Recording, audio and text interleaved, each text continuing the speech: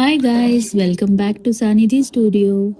सो guys, मैं आप लोगों से कहना चाहती हूँ कि प्लीज़ मेरे चैनल को लाइक एंड सब्सक्राइब करिए, क्योंकि उसी से हिम्मत आती है नई वीडियोस बनाने की। उसी से हमें लगता है कि आप हमें पसंद कर रहे हैं।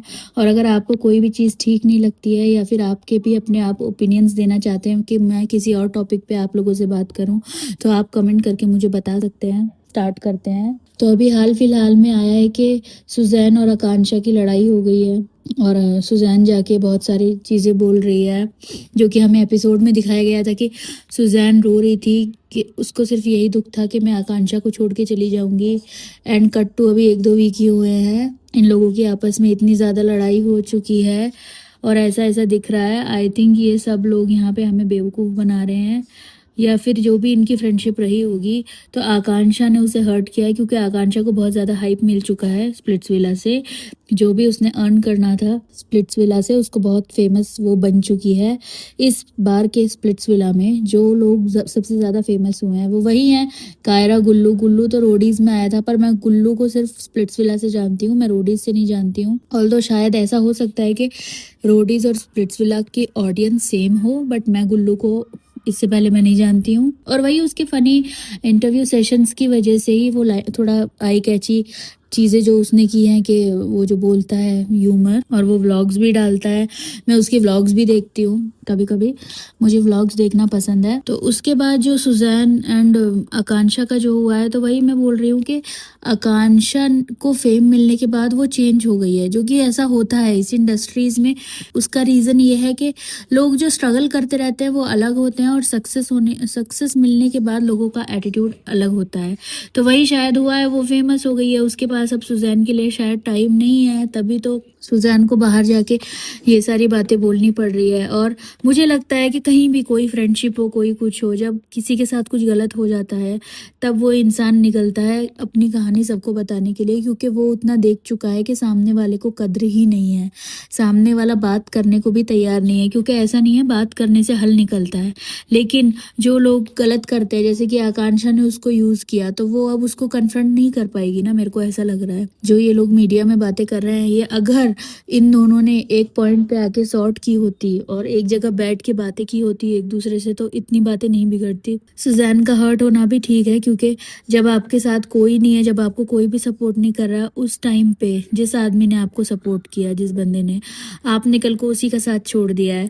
अभी क्या हुआ है ना, कि आकांक्षा के हाइप की वजह से सौरभ बहुत ज़्यादा उससे चेप हो गया है, मतलब इतने वीडियोस डाल रहा है ये वो।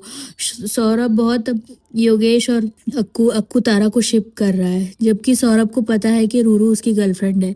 कितनी गलत चीज़ है। वो एक लाइव में भी आके बोल रहा है, मैंने रेडिट पे एक वीडियो देखा है, उसने बोला है कि रूरू के साथ योगेश तू अच्छा नहीं लगता है, तू आकांक्षा के साथ अच्छा लगता है।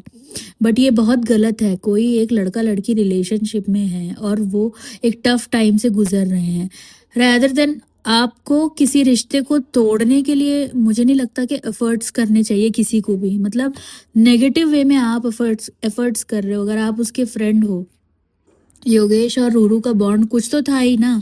अगर आप उसके फ्रेंड हो, तो आपको ये बोलना चाहिए कि आप लोग चीज़ें सॉर्ट आउट करो, जब आप देख रहे हो कि वो लड़की कितने पेन में है। मैंने अभी रूरू का इंटरव्यू देखा है और मुझे बहुत बुरा लगा है, क्योंकि उसके साथ गलत हुआ है। अगर आपका पार्टनर किसी शो में जाके किसी और के साथ कनेक्शन बनाएगा, ये बर्दाश्त करना बहुत मुश्किल है, जबकि आप उसी लाइन में हो। हाँ, अगर ये होता कि रूरू एक घर पे बैठी हुई लड़की है, वो कुछ ऐसा कर रही होती, कुछ अलग जॉब कर रही होती कि वो इस फील्ड में नहीं आ सकती है, तब अगर योगेश किसी के साथ पेयर अप करके बनाता, वो भी मैं इमेजिन कर रही हूँ कि वर्स्ट केस सिनेरियो, शायद चलो वो बंदी बोल देती ठीक है आपको ऐसा शो करना है, मैं उस फील्ड से नहीं हूँ तो मैं नहीं जा सकती हूँ।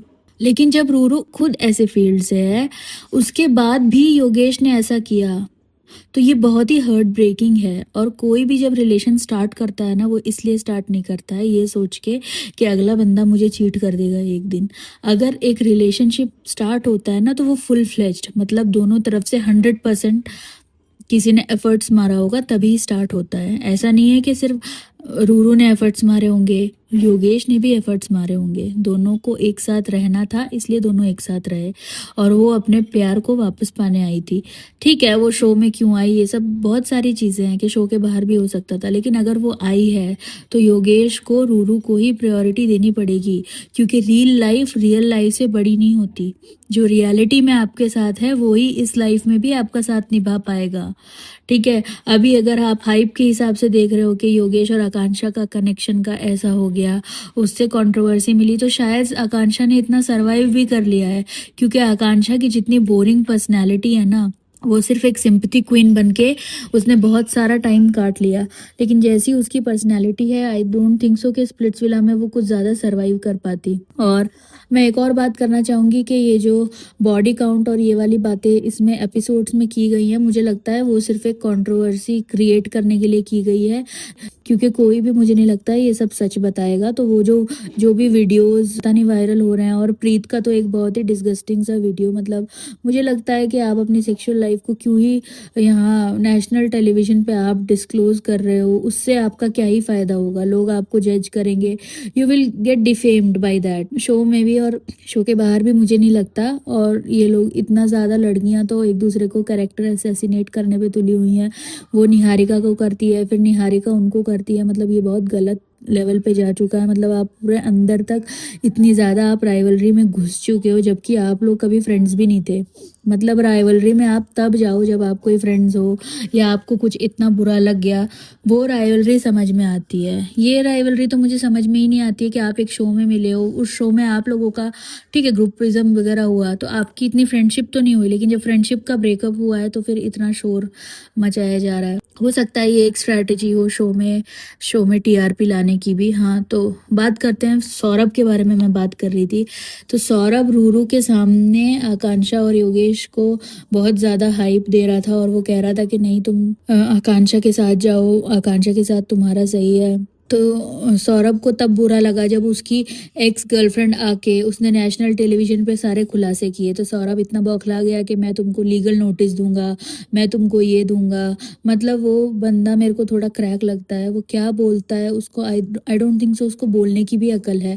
वो नेशनल टेलीविजन पे कह रहा है मैंने सेक्स किया, मैंने ये किया, मैंने वो किया। आई मीन ये सब बताने की कोई ज़रूरत नहीं होती है, आपको बोलने भी हैं तो कुछ और भी वर्ड्स हैं जो आप यूज़ कर सकते हो इनके अलावा। तो वो बहुत ज़्यादा मेरे को अब फेक लग रहा है, और सौरभ और आकांक्षा का ही मेरे को लग रहा है कि यही दोनों बंदा-बंदी बन चुके हैं, क्योंकि अब निहारिका भी सौरभ के साथ नहीं दिखती है, सिर्फ आकांक्षा ही दिखती है। और आकांक्षा एक बहुत बड़ी बुली भी लगती है, क्योंकि जैसे ही दीक्षा कुछ भी उसके इंग्लिश के बारे में आ रहा है वो सौरभ के साथ उसको मॉक कर रही है, और ये लोग वीडियोस बना रहे हैं। अब आकांक्षा ने सबको कॉर्नर करके सौरभ और आकांक्षा फ्रेंड बन गए हैं, क्योंकि इन लोगों को थोड़ी हाइप मिल गई है जो भी इन्होंने कंट्रोवर्सी की उसकी वजह से। सो मैं यही कहना चाहूँगी कि इस मुकाम पे आके ये लोग बहुत ज़्यादा कर रहे हैं, सौरभ बहुत ज़्यादा कर रहा है। आई थिंक स्प्लिट्सविला में उसने इतना ज़्यादा गेम नहीं खेला है। और अभी एक वीडियो भी आया है जिसमें कि वो एक टास्क जीतता है, और जीतने के बाद वो सीधे टेन को गले लगाता है, ना कि निहारिका को। मतलब कनेक्शन का गेम है, कनेक्शन छोड़ के वो सब कुछ कर रहा है गेम में, और स्प्लिट्सविला छोड़ के वो बाहर भी आके वो सब कुछ कर रहा है। मतलब वो थोड़ा attention seeking kind of nature मुझे लग रहा है कि हाँ बस कुछ करके दिखाना है, ऐसे ही उल्टा पुल्टा कुछ भी कर रहा है। और अभी वो जो इतना शिप कर रहा है ना कि हाँ आकांक्षा और योगेश का पेयर अच्छा लगता है, वो लोग साथ चलेंगे, ये वो, मुझे नहीं लगता कि उनका भी कुछ होने वाला है, इवन इफ वो लोग साथ आ जाते हैं, क्योंकि झूठ, कंट्रोवर्सी, हाइप देख के जो रिश्ता बनता है वो कहीं दूर तक नहीं जाता है। रिश्ता बनता है एक दूसरे की पर्सनैलिटीज़ को देख के, ऑनेस्टी को देख के। यहाँ तो रिश्ता ही डिसऑनेस्टी पे बेस्ड है, रिश्ता ही ऐसी चीज़ों पे बेस्ड है, तो मुझे नहीं लगता कि ये कोई लंबा वे है उनके रिश्ते का भी। हाँ, ये हो सकता है कि एक दो म्यूजिक वीडियो मिल जाए, उसके लिए ये लोग शायद इतना हाइप क्रिएट कर रहे हैं। दैट्स इट गाइज, मिलते हैं फिर से पार्ट 2 में। So please subscribe, like, don't forget. Bye bye.